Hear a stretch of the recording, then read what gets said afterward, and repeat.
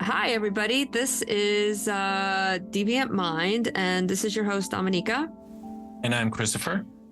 And we decided, I don't have no idea why, to do the Columbine massacre, which, as we were talking, is probably going to be in 3 parts. And you do know why. As our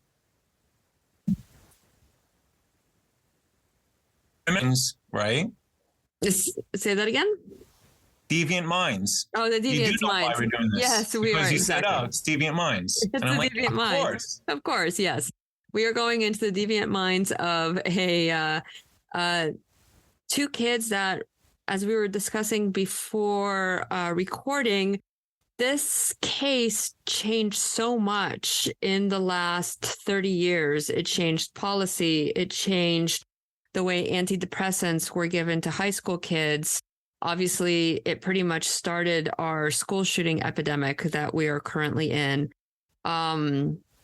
It just encompasses so much that we decided that it would be interesting to do the case. Now, I was in college when this happened, but this is again a case in the 90s, and we found it just fascinating and horrifying because so much of what happened then is still happening now. And we were talking about Eric Harris and how we both believe he's pretty much the first incel. Yeah. Yeah. Absolutely. At the beginning of the dawn of the internet as we know it, because he was pre-using AOL chat rooms, because again, this was 99 and it was, everything was just coming online, and it was the wild, wild west in the chat rooms. So we are going to get started. Now, I did not know exactly the timeline. Of course, this case became massive when it happened, but I was never privy to exactly what happened step by step, which I think we're going to go through right now. Yeah. So what, do you know where you were when this happened? I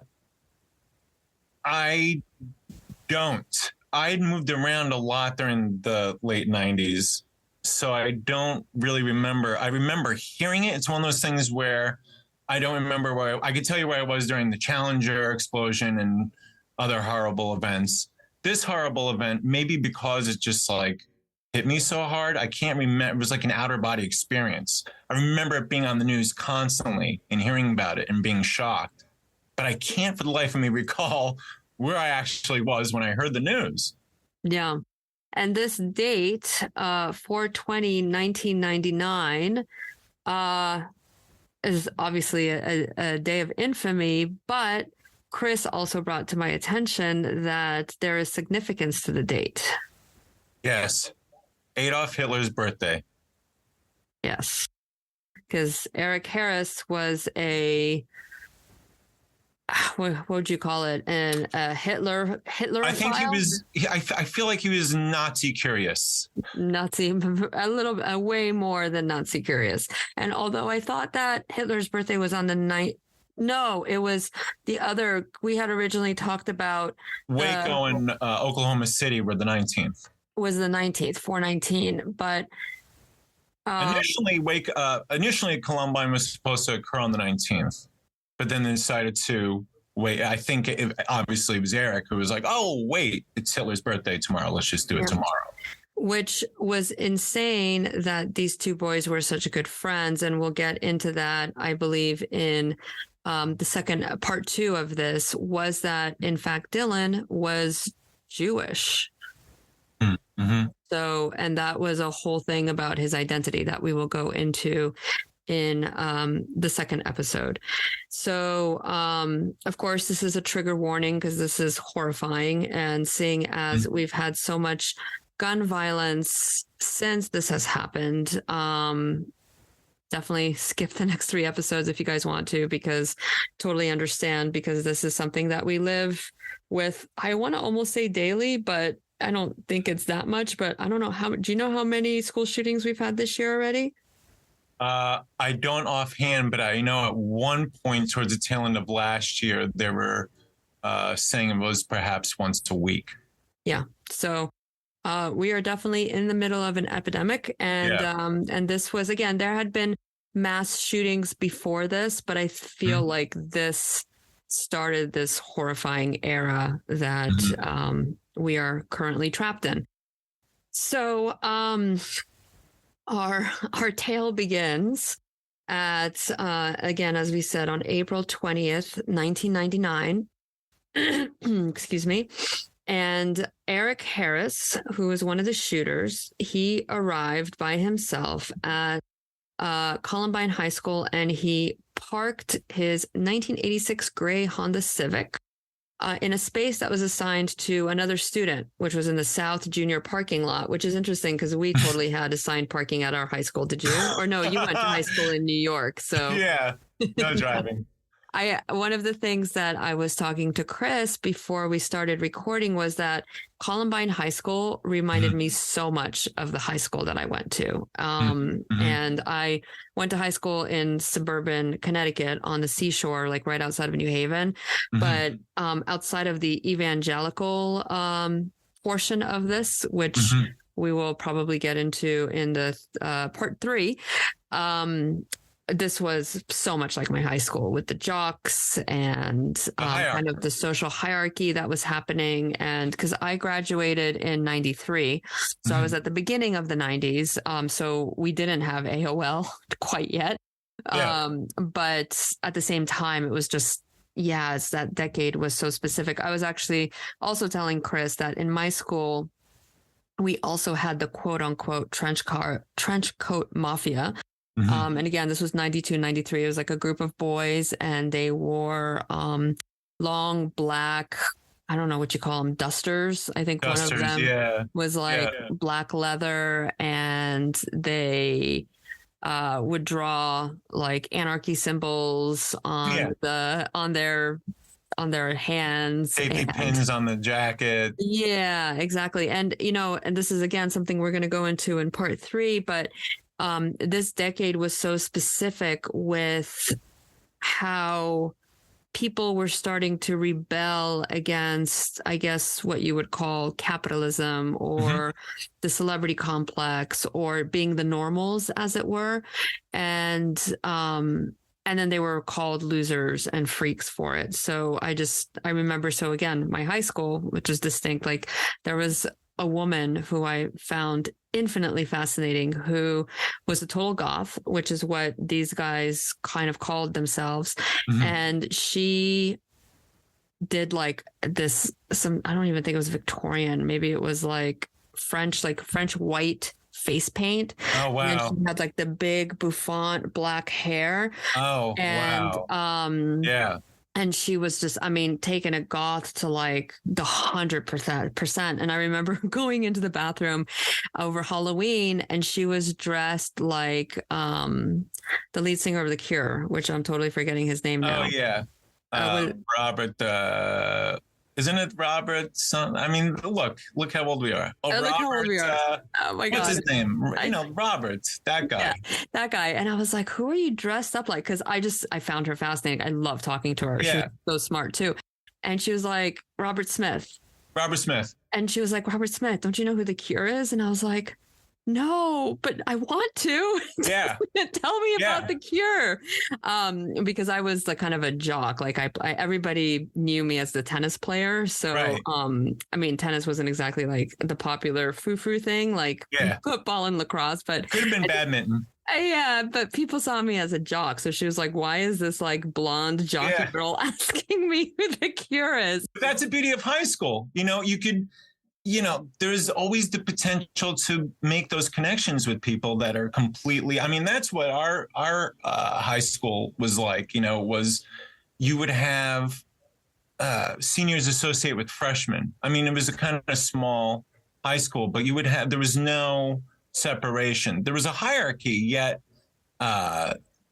geeks got along with the popular kids. It was just like this dynamic where, sometimes you find something in common and you went with it, as opposed to isolating and which things I like have this. to say my school was not like that, but I was more of a floater because I was in all the advanced placement classes. So I knew all the kind of what you would call geeks, but then I played tennis and lacrosse. Right. So I knew all the popular jockey people. And then, so I and then we had this whole rock climbing contingent. And back then, if people, again, you guys can't even imagine this, but we had the smoking section. So you'd have all the stoners, and I'd have them in my drafting classes.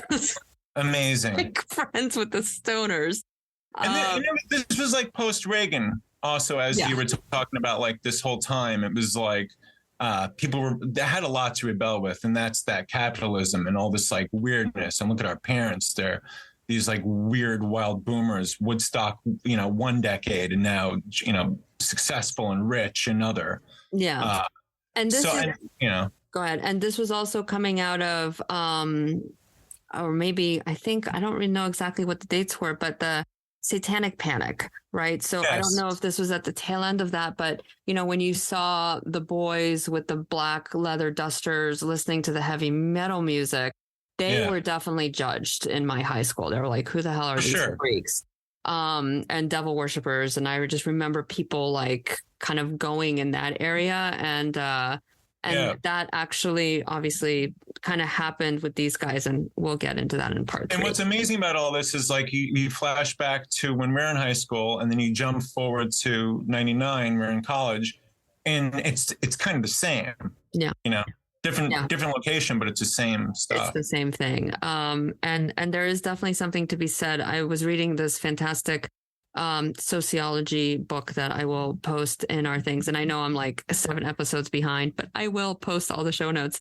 And he talked about how the rise of school athletics and how football was king, and how kind of that alpha male, which was at the top of the school hierarchy, does not help anybody, which again goes into toxic masculinity, which again, this case has all of the things that we're dealing with right now, 30 some odd years later. It just feels like it was the crucible where everything exploded.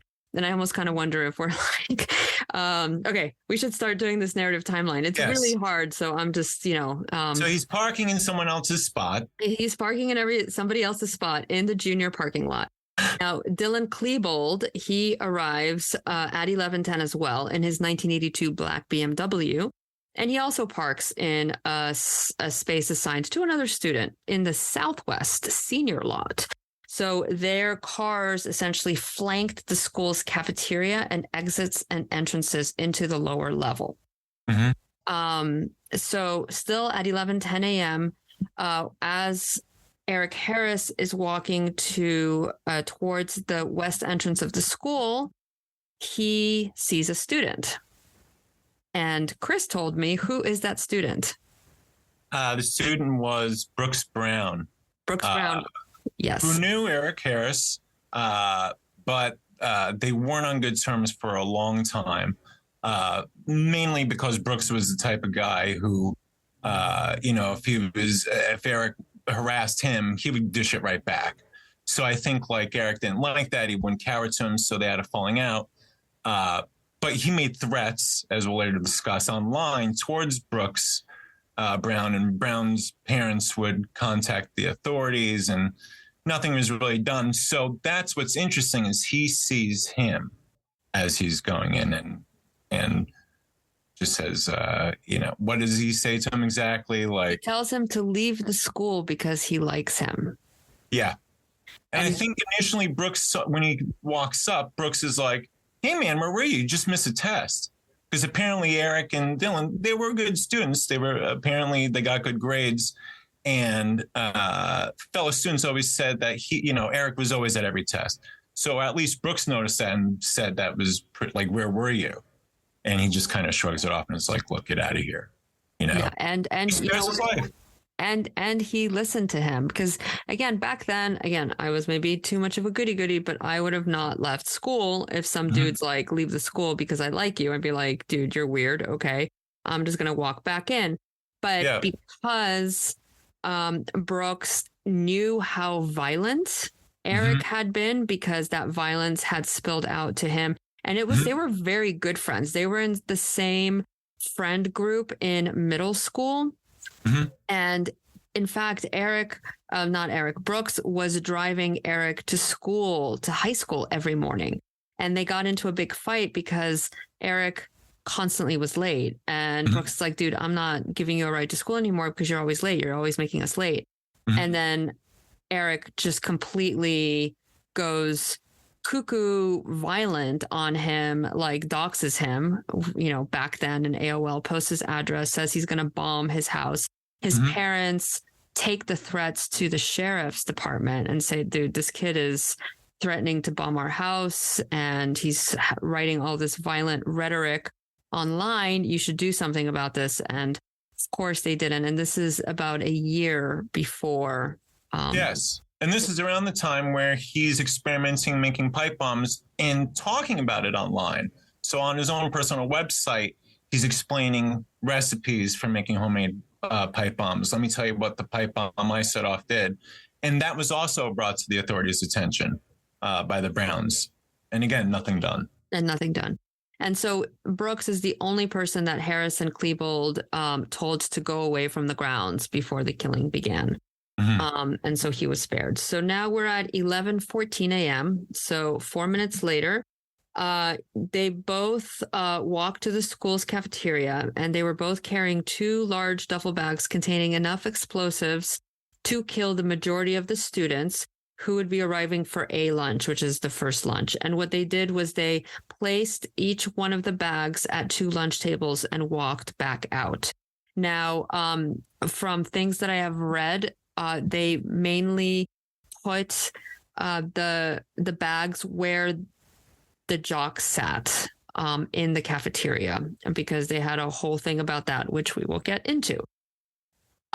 So because the duffel bags, there were like a bunch of other backpacks and bags scattered throughout the cafeteria, they were not discovered. And each one of the duffel bags had a 20-pound propane bomb that was timed to explode at 11:17 a.m. Also, what's interesting to know is this cafeteria security camera did not record them.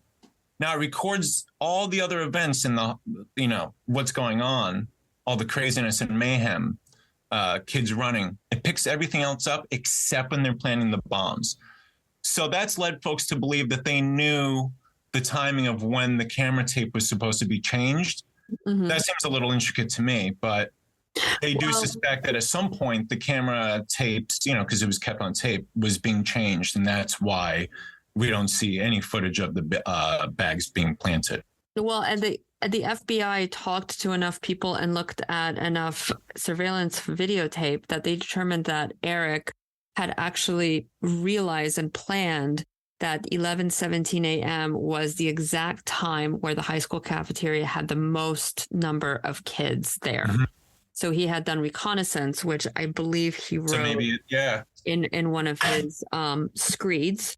So by 11:17, they have already left the cafeteria and they went back to the student parking lots and they sat in their respective cars to wait for the bombs to explode.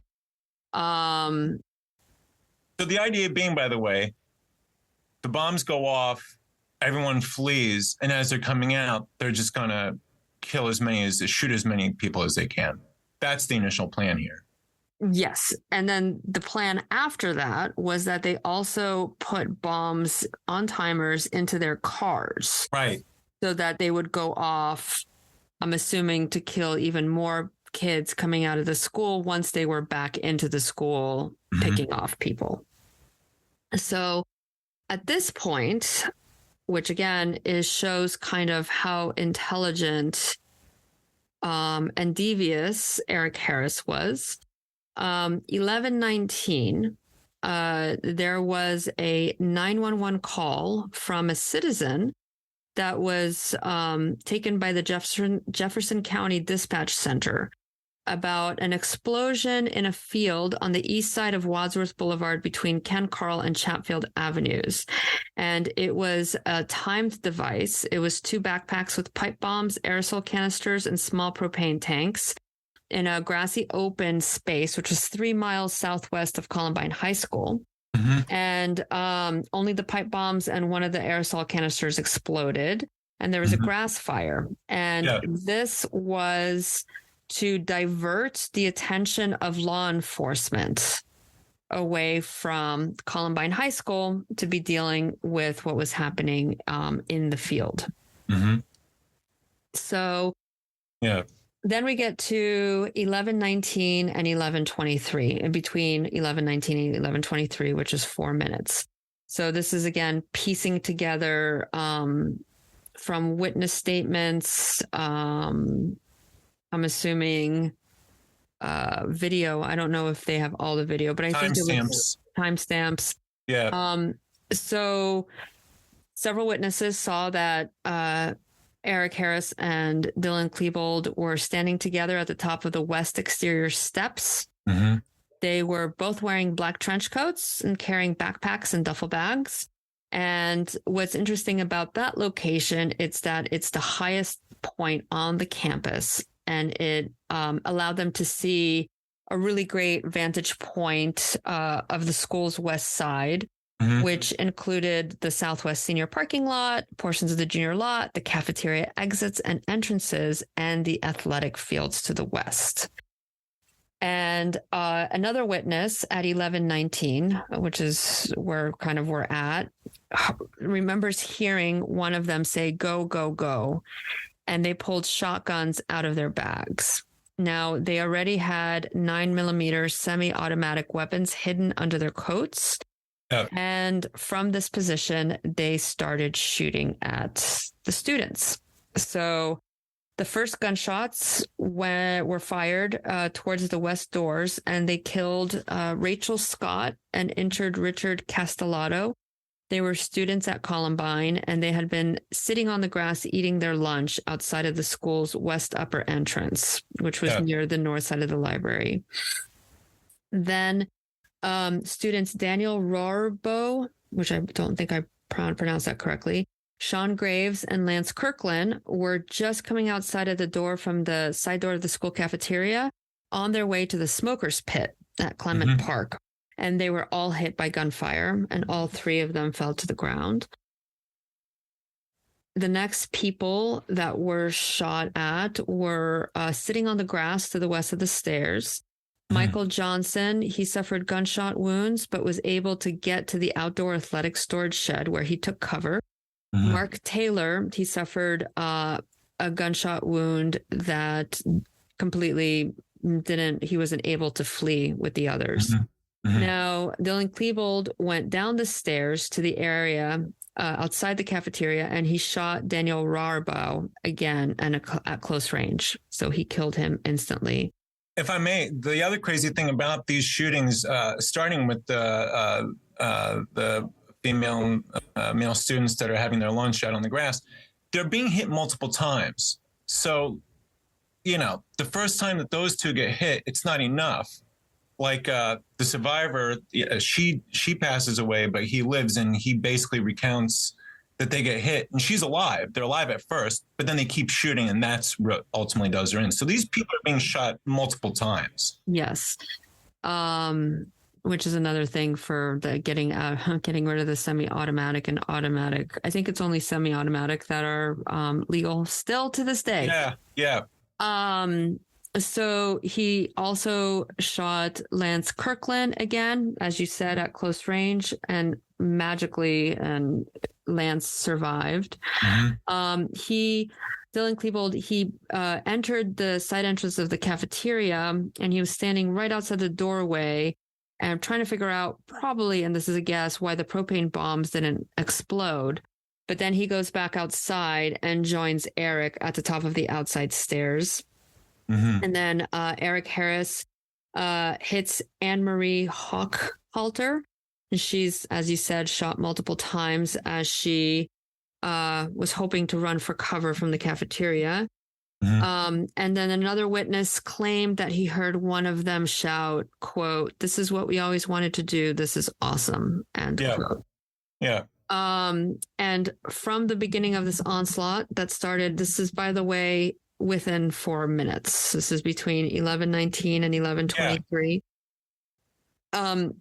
During this whole time, they're also by witnesses throwing explosive devices onto the roof, onto the parking lot, and towards the grassy hillside. Mm-hmm.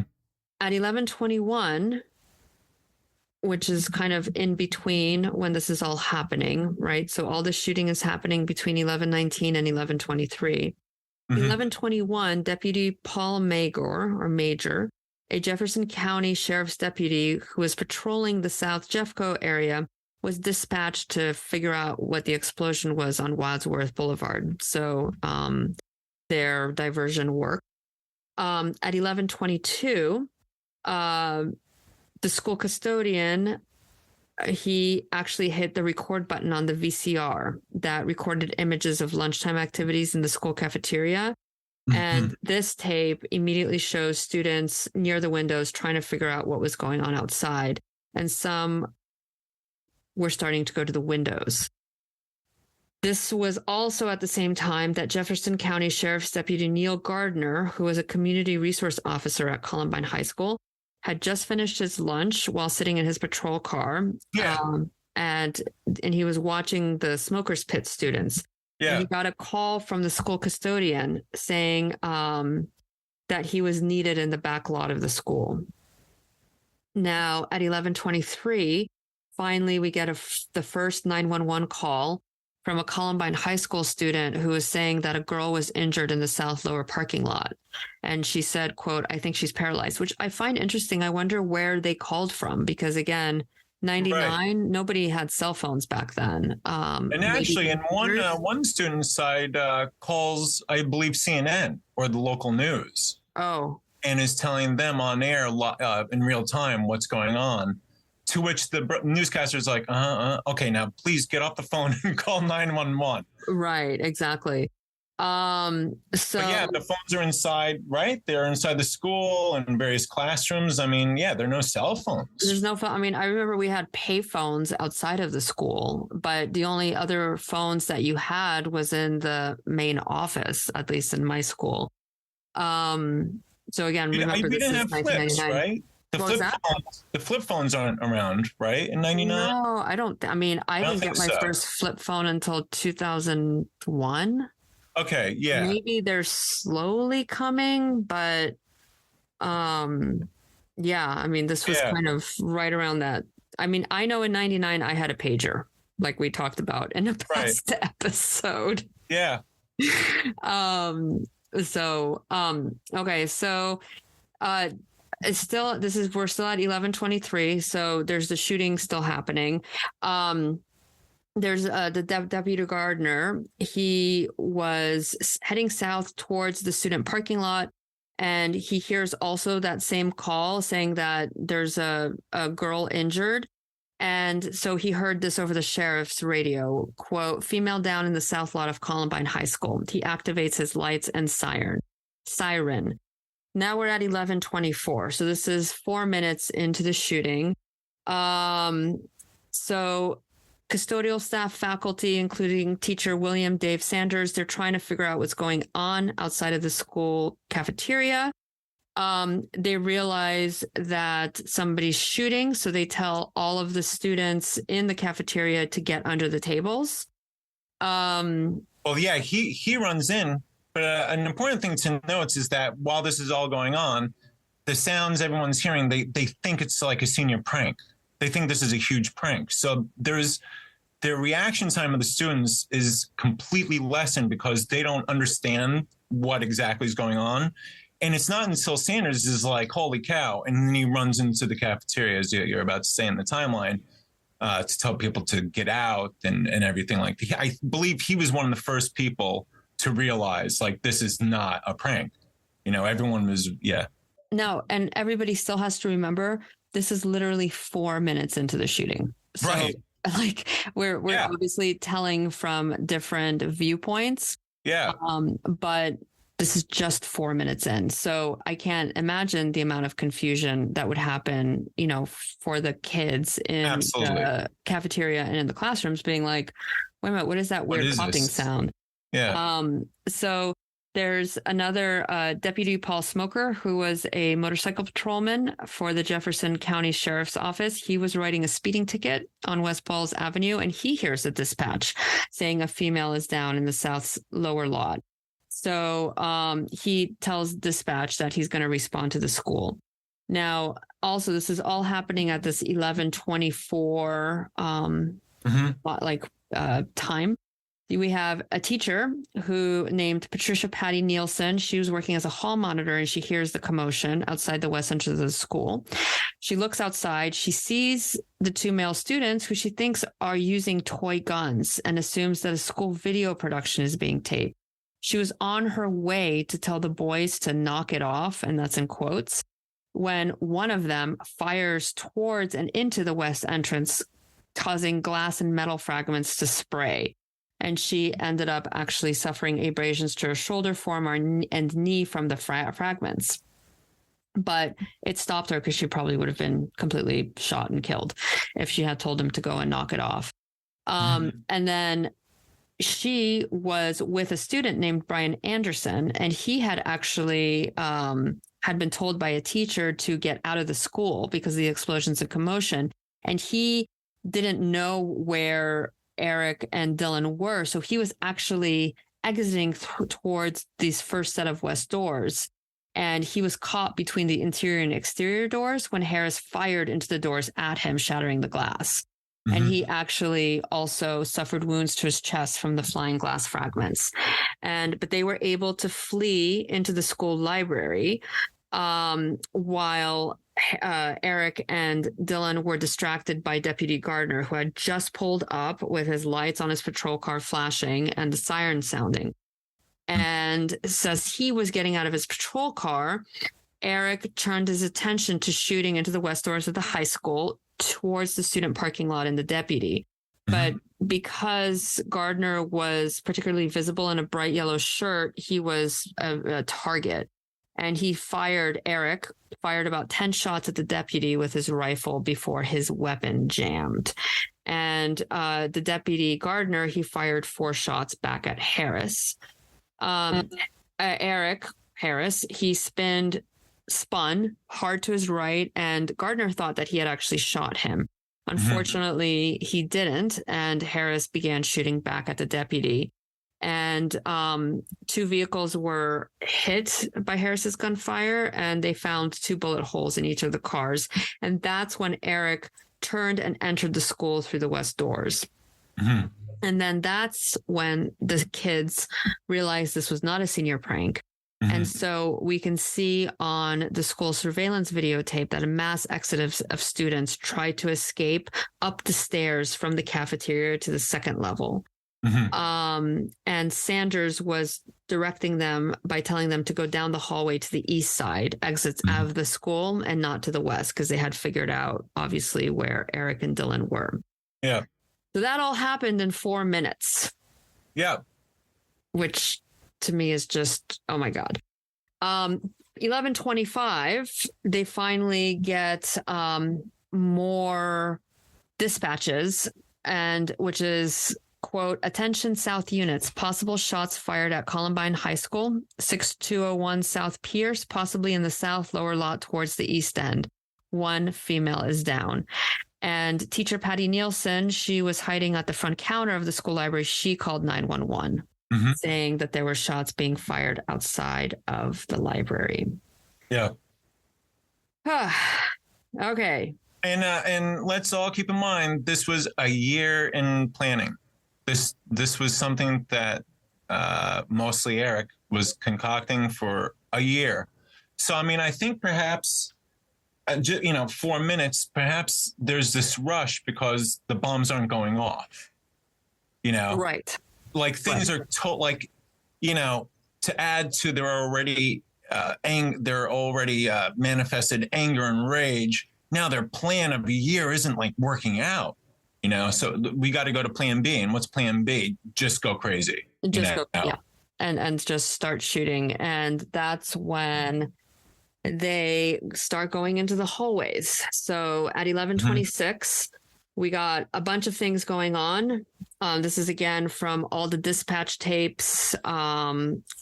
There's a fire engine going to the explosion and grass fire on Wadsworth. Gardner calls in additional units, quote, shots in the building. I need someone in the south lot with me, end quote. There's more dispatch reports. Several shots were fired at Columbine. There's the teacher's 911 call from the library saying that there's smoke coming in through the doorway, and she's yelling at students to get on the floor and under the tables. By the way, I so remember doing those under the table drills. And now, I don't know if you know this, but now, because again, we're a completely fucked up country, I'm just going to say that F word. Yeah. And now we have our elementary school kids having these drills of having the doors locked and going into closets because that's a better way to hide than under tables. I just want that to sink in because these are elementary kids doing that because we can't seem to get proper gun laws. Yeah. And also we have bulletproof backpacks I think you can buy on Amazon. Yes, we do. Okay. Yeah. All right. Where was I? So, the library and the smoke, and then they're going through the halls. They're going through the halls. Jefferson County deputies Scott Taborski and Paul Smoker, they arrive on the west side of the school, and they start to help the two wounded students lying on the ground near the ball fields. Smoker sees Gardner down the hill holding a service pistol, and Gardner yells to Smoker as a gunman carrying a semi-automatic rifle appears on the inside of the double doors because semi-automatic. So many bullets right now. Why in the freaking world do civilians need to have guns who shoot so many bullets? And it's interesting to know at this time, let's see, I believe, at this time, Colorado was actually trying to pass conceal and carry. Right. Which, by the way, 30 years later, how many states have conceal and carry laws now? How many? I don't know, but there's so many. Must be a ton. So many. And anyway, we'll get to that in episode 3 or part 3 of this. Yeah, many. By this time, there are lots of. They just had so much ammo, with the semi-automatic. I have to say, it's so interesting. I mean, we go through a lot of cases, and all of these cases tend to be horrible. There's a lot of victims, and there is just destruction that happens to families and communities. Mm-hmm. But going through this case, as we're talking about it now, it's just so visceral because it's still happening. Yeah. Like, I think that because I was just thinking to myself, why are we doing this case again? This is like awful. I'm sorry, listeners. This is just. Yeah, no, I think it's important to note. I mean, it speaks volumes to crimes these days. There'll never be another BTK or Son of Sam or Dahmer because we have DNA experts. We can easily track down. That process has become a lot easier. We have profiles that we take seriously. Then, there was just no kind of regard for mental status, trying to, the FBI having its profiling system instituted in the 60s, all their findings were kept to themselves. So anything they learned from their interviews with Sam Berkowitz, let's say, is just between them. Like, we don't know any of that stuff. So the public's just like, oh, they're crazy. So we reached this point where it's like, you can't get away with it. Alex Murdaugh, you can't get away with these personal one-on-one crimes anymore. So mass shootings tend to be, it's efficient. If you're of that mind, if you have a murderous, deviant mind, it's efficient, it's quick. And then you can get, I guess, notoriety and get the notoriety at the end, and you kill yourself. And I mean, as you know, serial killers tried to one-up one another. Their names were in the papers, so there are definitely instances of one serial killer reading in the paper about another serial killer doing crime. So then they're going to try and outdo them. They want a higher body count. And the same thing exists today, but it's through mass shootings as opposed to this more intimate one-on-one or kidnapping or anything like that. There is a difference between mass killers and serial killers. And as I was telling you before, there is a difference in the fact that mass murderers tend to want to go out in a blaze of glory. So like suicide by cop or suicide themselves. They also have, and again, we were going to go into this in episode or part 2, but I think we need a break from this horror. They tend to want everybody in the world to know what they're doing, whereas serial killers do try to not get caught. They tend to have their own fantasies, but they are more. And some like to toy. They like to toy, write a letter, like see if you can catch me. But you're right. For the most part, they don't want to be caught. Yeah, it's like it feels like it's different. Yeah, it's a different pathology, I guess. I'm not sure if I'm using that word correctly, but it's like a different mind frame. Even though a lot of times, again, a lot of these mass murderers kill a lot more people than serial killers do. And we have them all the time. I mean, just last week I was reading that there was a shooting somewhere in the mid states, killed 5 people. There's another shooting in a home that killed 8 people. So it seems like our gun violence epidemic has kind of almost taken over not saying we want any of this in our culture, but there's something, especially since this case, something has gone haywire to have, so many gun shootings almost weekly, to the point, it's interesting. We think we're so safe here in America. Like we talk about, America is like such a great country to live in. But then there's other people in other countries being like, that's not a safe country to be in. I'm scared of that country because of our gun violence. And we don't see that. I mean, we do, but like, we don't think about it that way. Because it's become so saturated, right? Yeah. We hear about a shooting one day and then another one about 3 days later, and we're just kind of used to it by now. That's the problem. And we think that there's nothing can be done, and there can be if we all rise up and, okay, we're going to get off this and let's go back into this horrifying situation where Eric is at the double doors.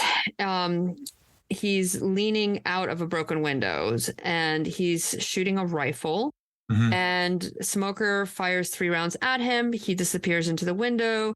Smoker keeps hearing gunfire from inside the building, and more students are running out of the school.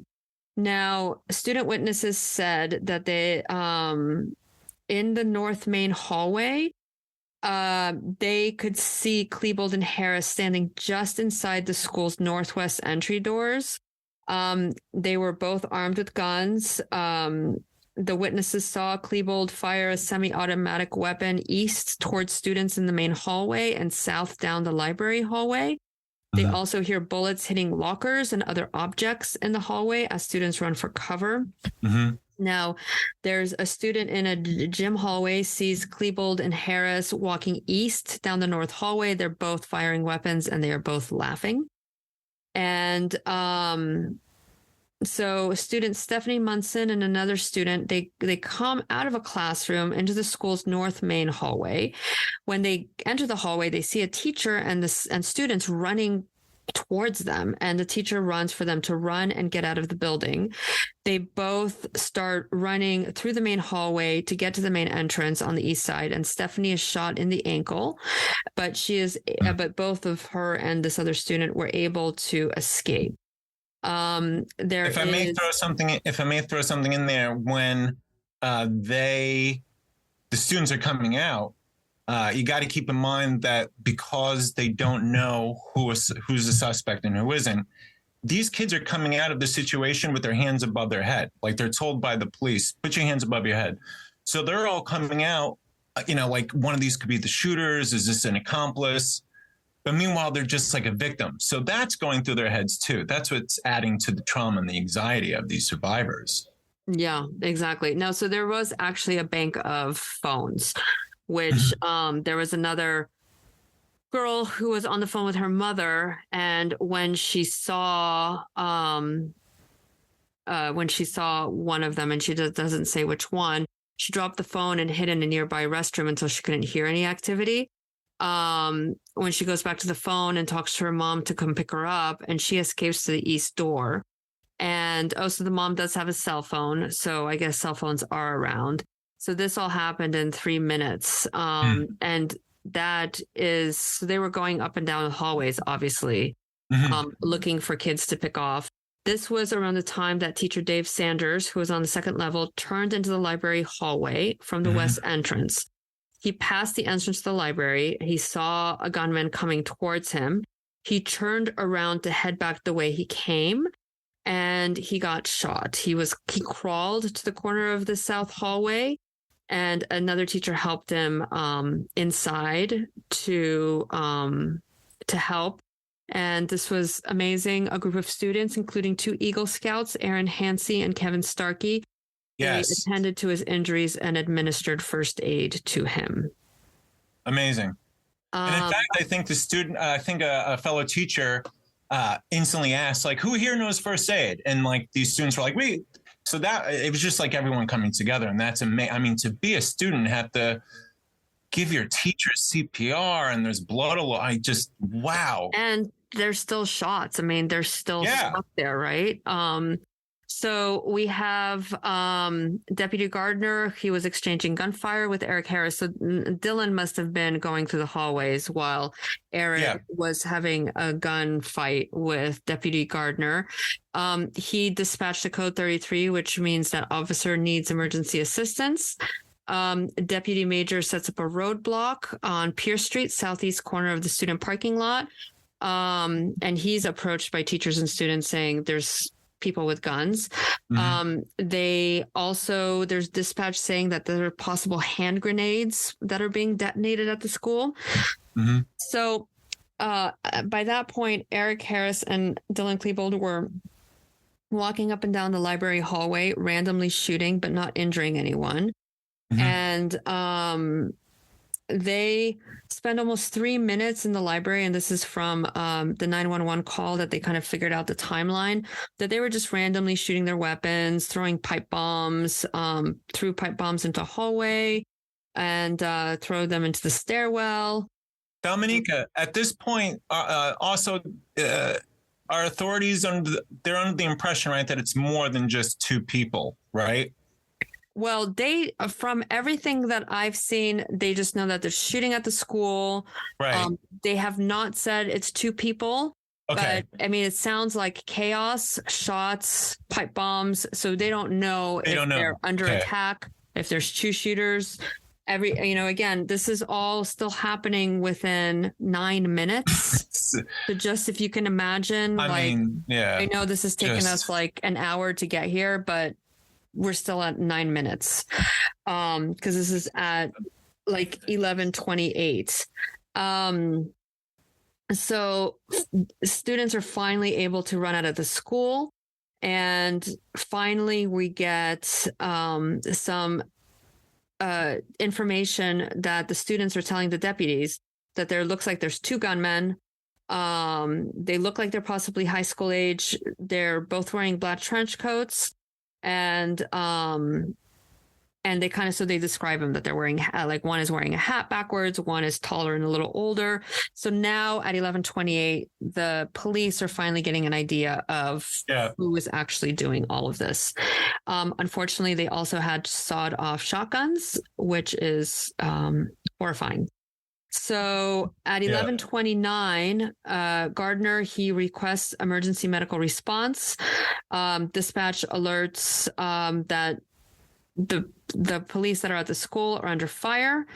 And this is when Harris and Klebold walk into the school library. So this is where they kill 4 students and injure 4 more. And is the time spent in the library 7 minutes? Do I have that right? That is correct. 7.5 minutes. I'm sorry, I was incorrect. In 7.5 minutes, they killed 10 people and 12 more wounded. There were a total of 56 people in the library, 34 escaped injury. They just moved through the library and picked people off. In one of the accounts that I read, one of the victims, who was one of the only black kids at the school, he was seen hiding under a table, and I think I'm not sure now, I don't remember if it was Dylan or if it was Eric. He picked him out and shot him on the spot. So these were not as entirely random as they seemed at first. Not without also saying derogatory nasty term. Yeah, because he was obviously at this point, you know, like, again, we'll go into this in episode 2, but these kids were racist, anti-Semitic, you name it.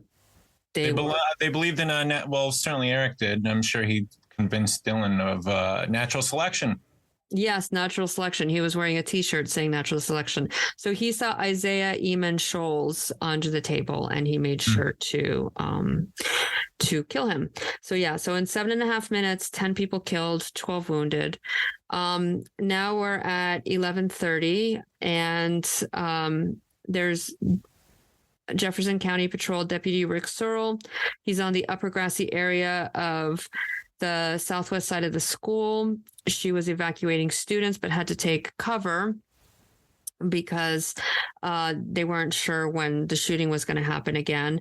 There was transportation of students, including wounded, to a safe location at Cali Avenue. There was a medical triage that was set up there.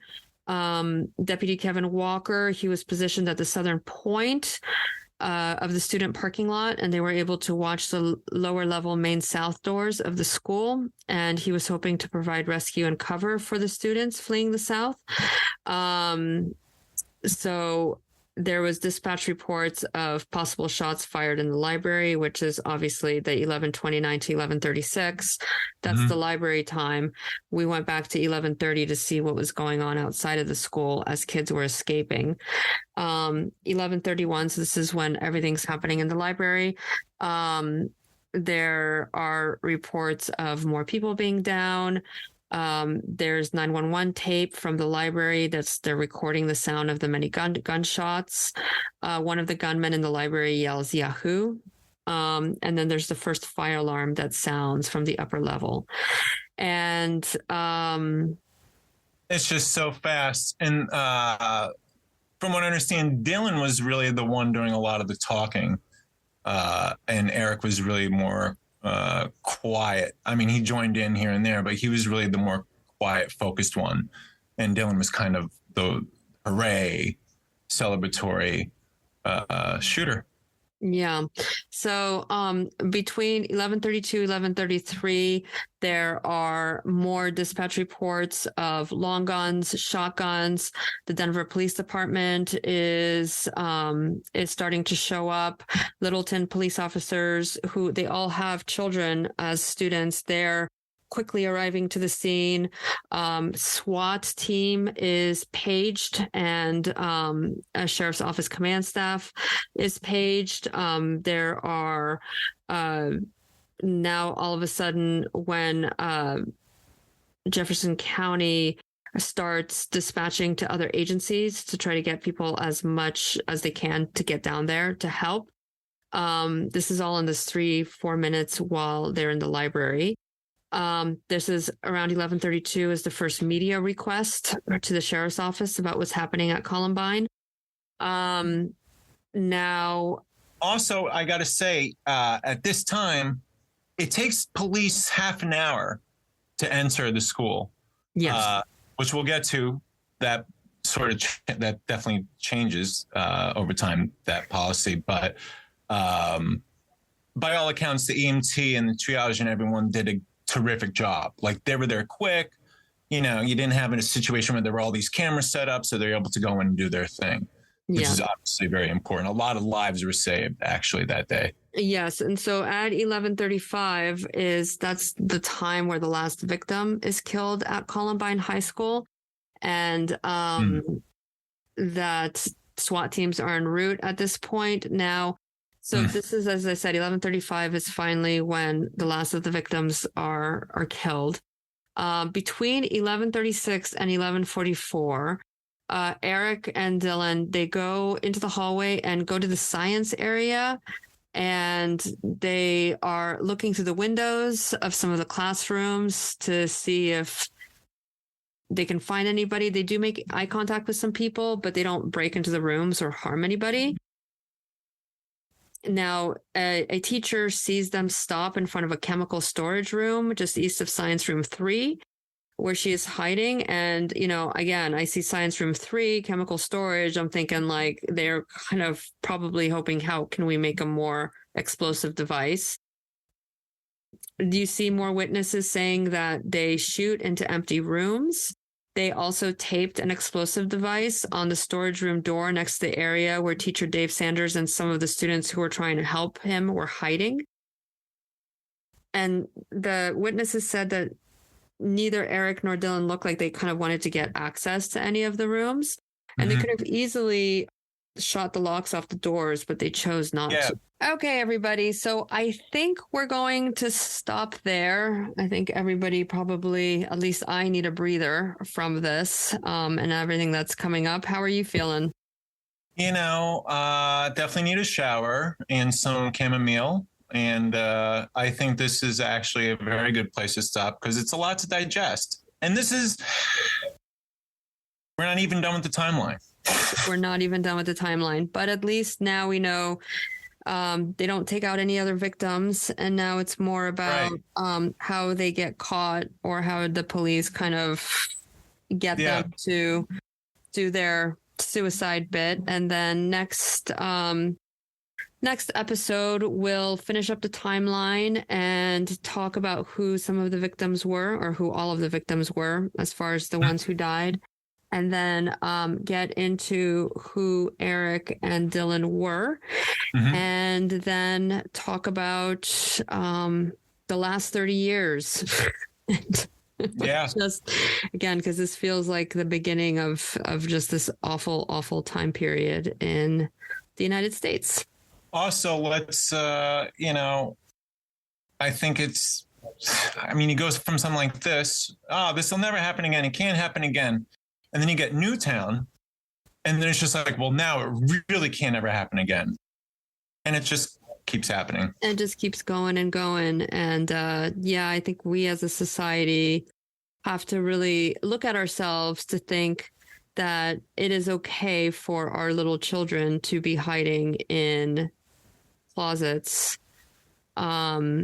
because our government officials and the powers that be won't do proper gun control. So I'm not sure, but we'll get into that later. But I think this is also a good case because it's May is mental health awareness month.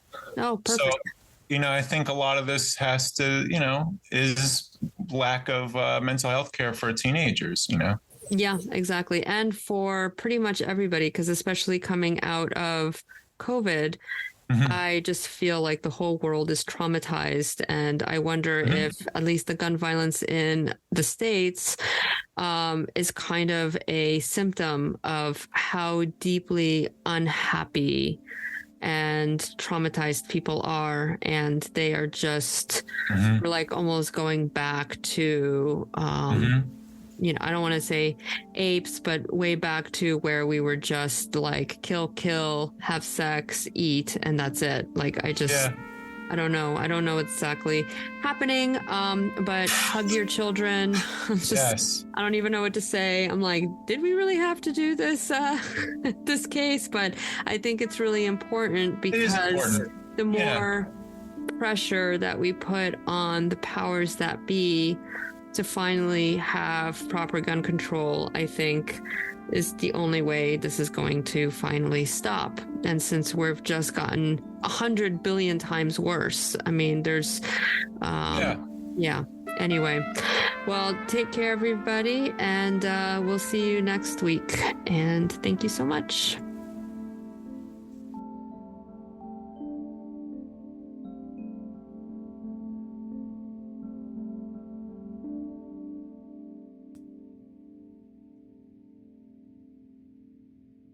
This episode was sponsored by The Creek Killer, Book 1 in the Harriet Harper thriller series written by me, Dominika Best.